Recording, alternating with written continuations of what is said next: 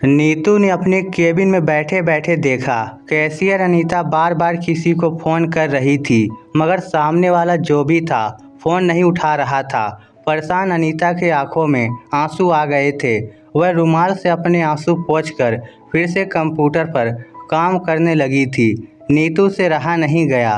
वह अपने मैनेजर के केबिन से बाहर निकली और कैशियर के केबिन में चली गई। दोपहर का समय था। बैंक में एक भी ग्राहक नहीं था। वह जाते ही अनीता से बोली, कोई परेशानी है क्या? आप अभी रो रही थी। अनीता चौंकते हुए बोली, नहीं मैम, ऐसी तो कोई बात नहीं है।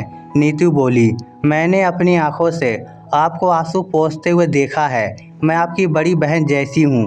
आप अपनी परेशानी मुझसे शेयर कर सकती हैं। हो सकता है मैं उसका कोई सलूशन ही बता दूं। अनीता बोली, दरअसल मेरे पति 2 दिन से मुझसे नाराज हैं। घर नहीं आ रहे, फ़ोन भी नहीं उठा रहे। नीतू बोली, झगड़ा हो गया था क्या? अनीता बोली, वह दोस्तों के साथ बैठकर पीकर आए थे। मैंने गुस्से में उन्हें बहुत कुछ सुना दिया था। नीतू बोली, लात मारो ऐसे पति को। क्यों उस बेवड़े को बार बार फ़ोन करके सर पर चढ़ा रही हो? डिवोर्स दो और पीछा छुड़ाओ। अनीता बोली, हे आप क्या कह रही हो मैम? वह पति है मेरा, रोज़ थोड़े पीता है। इतनी सी बात पर भी भला पति को छोड़ा जाता है? कई दिनों बाद दोस्तों के साथ बैठकर पार्टी कर ली। इंसान है वह, उसकी भी अपनी ज़िंदगी है। उसे भी अपने तरीके से जीने का हक है। इसमें बुरा कुछ नहीं था। मेरी ही मति मारी गई थी जो गुस्से में उसको भला बुरा कह दिया।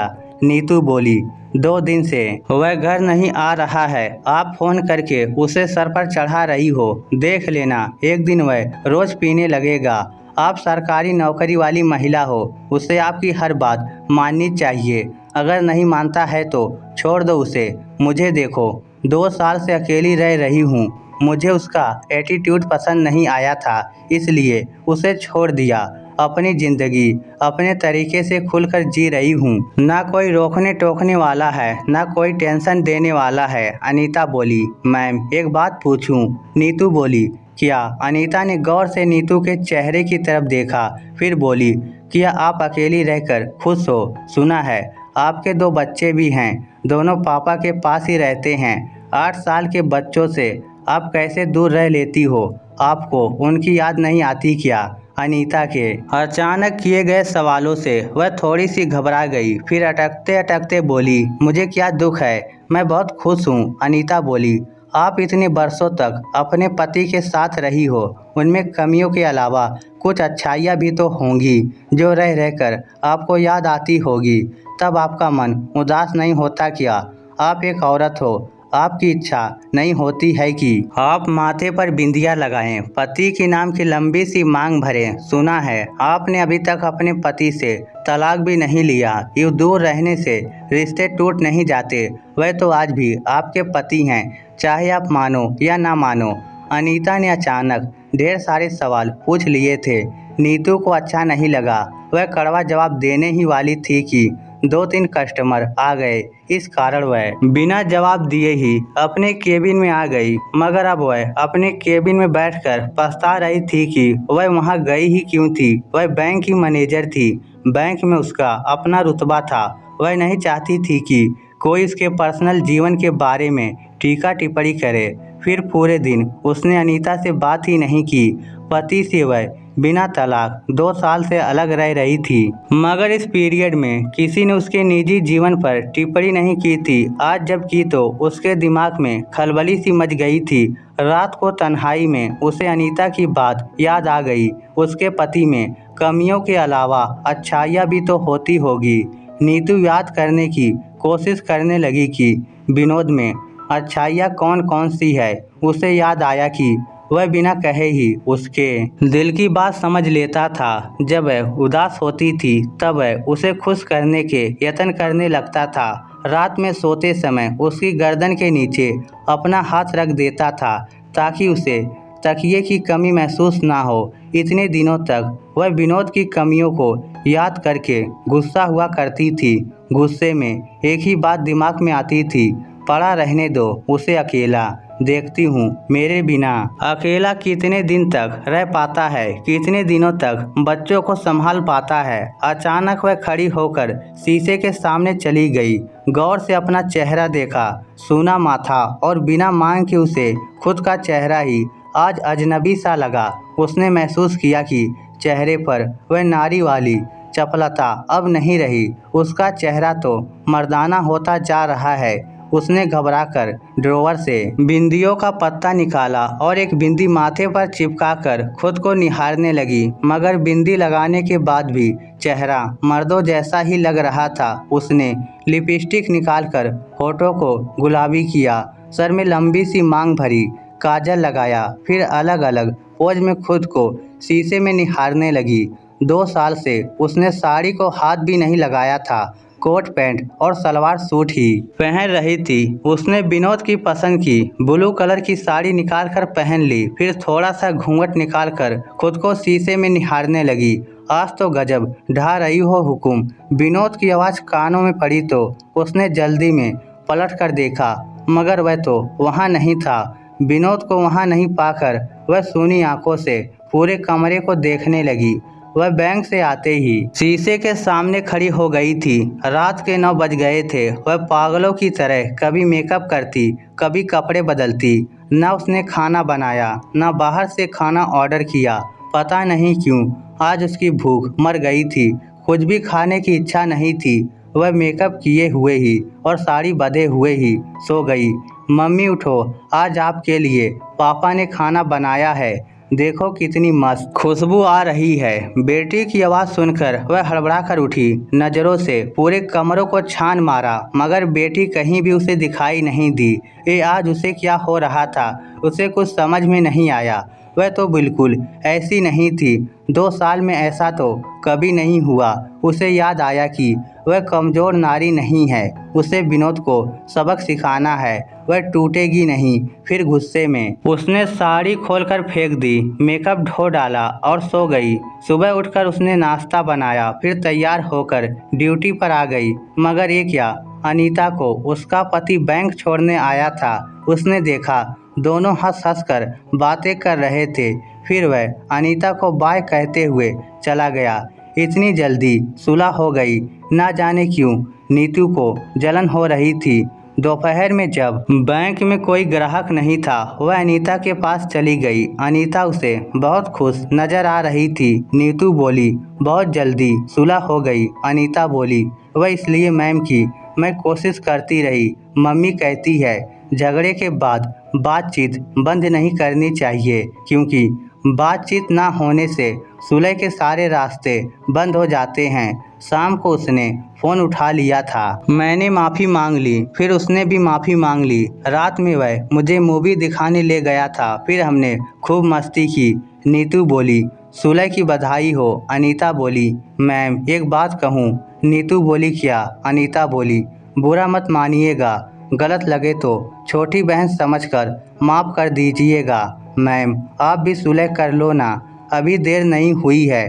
अगर आप उन्हें सज़ा देना चाहती हो तो 2 साल की सज़ा बहुत होती है। सही पूछो तो आपके पति को इतनी सज़ा नहीं मिल रही जितनी आप भुगत रही हो। वह तो बच्चों के साथ खुश होंगे, अकेले तो आप जी रही हो ना। नीतू मुस्कुराकर बोली, हमारे बीच में अब सुलह के चांस नहीं बचे और मैं कोई सज़ा नहीं भुगत रही हूँ, मज़े से जी रही हूँ। मुझे कोई दुख नहीं है, अब मैं बहुत आगे बढ़ चुकी हूँ। इतना कहकर नीतू अपने केबिन में आ गई। बैंक में और भी कर्मचारी थे, वह भी कान लगाने की कोशिश कर रहे थे। नीतू नहीं चाहती थी कि कोई उसकी बात करे। नीतू 10 वर्ष तक विनोद के साथ रही थी। वह पोस्ट ऑफिस में पोस्ट मास्टर के पद पर कार्यरत था। शुरू के 3 वर्षों में वह 2 बच्चों की मां बन गई थी। वह पढ़ाई में बहुत होशियार थी, MBA कर रखा था। बच्चों की परवरिश के साथ साथ वह बैंकिंग की परीक्षा की तैयारी भी कर रही थी। शादी के 5 साल बाद वह बैंक में नौकरी लग गई और अगले 4 साल में ही वह अपने हुनर के दम पर बैंक मैनेजर बन गई थी। विनोद के साथ उसका वैवाहिक जीवन अच्छा गुजर रहा था। दोनों में बहुत प्यार था, मगर नीतू के बैंक मैनेजर बनते ही समस्याएं शुरू हो गई थी। दोनों में झगड़े होने लगे थे। दोनों में ईगो बढ़ती जा रही थी। उधर बच्चे भी उसके पास कम, दादी के पास ज़्यादा रहते थे। शुरू से ही दादी उनकी देखभाल कर रही थी, इसलिए वह दादी के ही होकर रह गए थे। नीतू की तो वह परवाह भी नहीं करते थे, दादी से ही प्यार करते थे। उसे लगता था जैसे वह उनकी माँ है ही नहीं। सास के साथ भी झगड़े बढ़ रहे थे। विनोद उसका पक्ष न लेकर माँ का पक्ष ज़्यादा लेता था। नीतू को लगता था जैसे वह अपने ही घर में अजनबी बन गई है। इरिटेशन इतनी बढ़ गई थी कि उन लोगों से दूर होना ही उसे एक रास्ता नजर आया था। इत्तेफाक से उसका ट्रांसफ़र दूसरे शहर में हो गया था और वह लड़ झगड़ कर चली आई थी। शुरू में विनोद के फ़ोन आए, वह मिलने भी आया। जिस दिन मिलने आया उसी दिन तो दोनों में बहुत झगड़ा हुआ था। नीतू ने साफ कह दिया था कि तुम लोगों को मेरी ज़रूरत नहीं है, मेरी कमाई की ज़रूरत है। इस बात से वह चिढ़कर चला गया था। उसके बाद 2 साल गुजर गए, ना बातें हुई ना मिलना हुआ। मगर अचानक अनीता वाली बात से उसकी ज़िंदगी में हड़कंप मच गया था। अपनों के साथ जीने की, प्यार की, दुलार की, परवाह की तलब जाग गई थी। जब वह बैंक से घर जा रही थी तब उसकी इच्छा हो रही थी, उसका मन कर रहा था कि विनोद उसे उसके घर पर इंतजार करता हुआ मिले। वह थोड़े से नखरे दिखाएगी, फिर उसके साथ चली जाएगी। मगर वह किराए का घर तो सूना पड़ा था। घर में उसके साथ बोलने बतलाने के लिए सूनी दीवारें थी। वह घर पहुंचते ही इमोशनल हो गई, कल की तरह फिर से सजने संवरने लगी।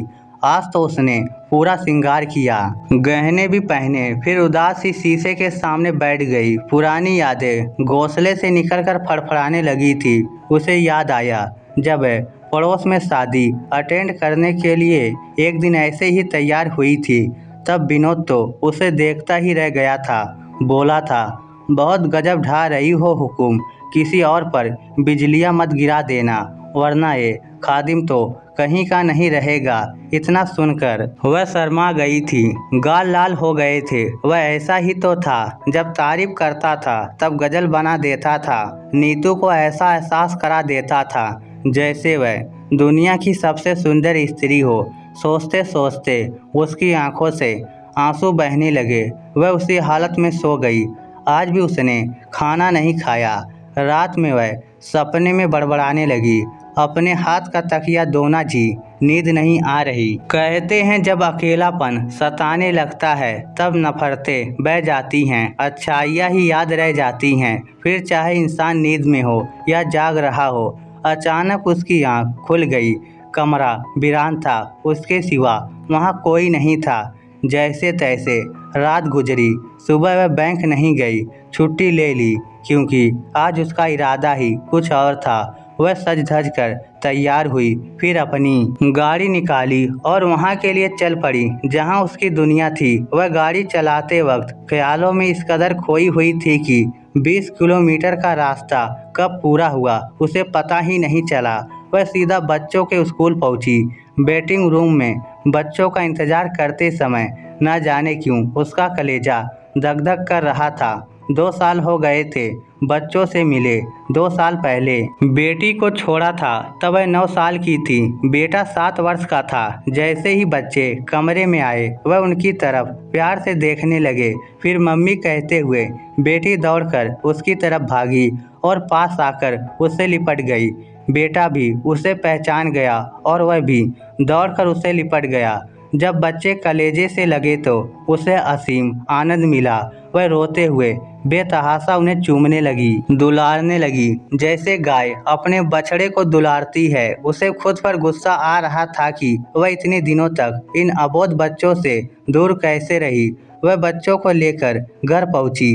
बच्चे रास्ते भर में उससे शिकायत करते रहे कि मम्मी, तुम इतने दिन हमें क्यों छोड़कर चली गई थी, तुम्हें हमारी याद नहीं आई क्या। सास उसे आश्चर्य से देखने लगी। सास को देखते ही उसने उसके पैर छुए तो सास का हृदय गदगद हो गया। सास को आशा ही नहीं थी कि वह उसका पैर छुएगी, क्योंकि घर छोड़ा उस समय तक दोनों के मध्य बहुत ज़्यादा कटुता आ चुकी थी। उसने 2 दीवारें पार कर ली थी, पहली बच्चों की, दूसरी सास की।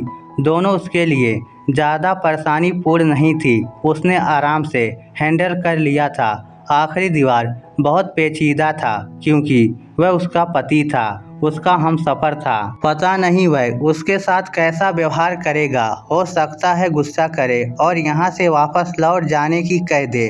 बच्चे दादी के पास चले गए थे। वह कमरे में अकेली बैठी थी। उसने देखा दीवार पर आज भी उसकी व विनोद की बड़ी सी तस्वीर लगी थी। आदमकद तस्वीर पर फ्रेम लगाने के लिए विनोद ने काफ़ी पैसे खर्च किए थे। ये तस्वीर उसने विनोद के साथ शिमला में खिंचवाई थी। वह कमरे को गौर से देखने लगी। न जाने उन दीवारों में कितनी यादें समाई हुई थी। वह धड़कते दिल से हर चीज़ को छूकर देख रही थी कि अचानक दरवाजे पर विनोद नजर आया। विनोद को देखकर नीतू का कलेजा जोर से धड़का। विनोद भी उसकी तरफ आंखें फाड़कर देखने लगा। 2 साल बाद वह दोनों आमने सामने खड़े थे, निःशब्द, चुपचाप। मगर विनोद ने 2 सेकंड से ज़्यादा उसकी तरफ नहीं देखा। चुपचाप बाथरूम में चला गया। उसने ऐसे दर्शाया जैसे नीतू का वहाँ कोई वजूद ही ना हो। नीतू को लगा जैसे उसने कोई बड़ी गलती कर दी हो, जैसे उसके आत्मसम्मान की धज्जियाँ उड़ रही हो। उसका मन किया कि अभी यहाँ से निकल जाए। कितनी हिम्मत करके वह यहाँ आई थी और उस आदमी के पास 2 शब्द भी नहीं थे बात करने के लिए। उसे लगा जैसे वह अभी ईगो से भरा हुआ है। विनोद के वॉशरूम से निकलने से पहले ही उसने अपना बैग उठाया और कमरे से बाहर निकल गई। बच्चे अभी भी दादी के पास ही थे। एक बार उसका मन किया कि जाने से पहले बच्चे को देख लूं, मगर उसने विचार त्याग दिया क्योंकि अब उसका एक पल भी यहाँ रुकने का मन नहीं था। उसे लगा ये आदमी कभी नहीं सुधरने वाला। इसका एटीट्यूड अब दोनों को कभी एक नहीं होने देगा। वह अपनी गाड़ी जानबूझकर दूर गली में खड़ी करके आई थी ताकि विनोद को सरप्राइज दे सके। वह गाड़ी की तरफ बढ़ ही रही थी कि पीछे से विनोद ने आवाज़ लगाई, नीतू। अपना नाम सुनकर वह रुक गई। मुड़कर देखा, वह भागता हुआ आ रहा था। फिर वह पास आकर हाँफने लगा। वह चुपचाप बैग लिए खड़ी रही। वह सांस दुरुस्त करते हुए बोला, बोलने का मौका दिए बगैर ही जा रही हो क्या? वह बोली, किसी के पास बात करने का वक्त ही नहीं हो तो रुक कर क्या करूँगी? बहुत मुश्किल से खुद को मना कर लाई थी। सोचा था अब तो बदल गए होंगे। वह बोला, बदल नहीं गया हूँ, टूट गया हूँ तुम्हारे बिना, पागल हो गया हूँ। वह बोली, फिर देखकर भी अनदेखा क्यों किया? वह रो पड़ा। बोला, जैसे तुम आज दिखी वैसे रोज दिखती हो मुझे, इसलिए तुम्हें देखकर भी यकीन नहीं हुआ। मगर फिर तुम वॉशरूम की खिड़की से घर से बाहर निकलते हुए दिखी, तब मैं भाग कर आया कि वह भरम नहीं हकीकत है। फिर वह उसके हाथ पकड़ते हुए बोला, आजकल हर जगह तुम दिखती हो। खाना खाता हूँ तो तुम्हारी आवाज़ आती है। एक रोटी और लाऊं क्या जी? नहाने जाता हूँ तो तुम्हारी आवाज़ सुनाई देती है। कितनी बार कहा है तौलिया साथ लेकर जाया करो। फिर मैं तुरंत तौलियों की तरफ देखता हूँ जो वहीं टंगा रहता है। प्लीज़ यार घर चलो। मैं तुमसे अपनी हर गलती के लिए माफ़ी मांगता हूँ। आइंदा तुम्हें शिकायत का जरा भी मौका नहीं दूंगा। वह बोली, 2 दिन से मेरी भी यही हालत हो गई थी, इसलिए सब कुछ बोलकर चली आई। फिर वह बोली, एक बात बताओ। वह बोला, क्या? वह बोली, मैं यही गली में आपके गले लग जाऊं क्या? मुझसे सब्र नहीं हो रहा। वह बोला, मुझसे भी नहीं हो रहा। फिर दोनों झटके से गले लग गए। वह एक देवी आलिंगन था। ऐसे लगा जैसे दोनों को संजीवनी मिल गई है। टूटे हुए रिश्ते भी जुड़ेंगे। आप सच्चे मन से कोशिश तो कीजिए। ईगो और घमंड को त्याग दीजिए, क्योंकि पति पत्नी के बीच लड़ाई झगड़ा रूठना मनाना चलता रहता है। एक दिन पत्नी मना लेती है तो दूसरे दिन पति को पहल करनी चाहिए। लड़ाई झगड़ा तो खट्टी मीठी चटनी की तरह है, इससे प्यार और भी ज़्यादा बढ़ता है। इसलिए मनाने में देर मत कीजिए। इस स्टोरी को लेकर आपकी क्या राय है? नीचे कमेंट करके हमें ज़रूर बताइएगा। धन्यवाद।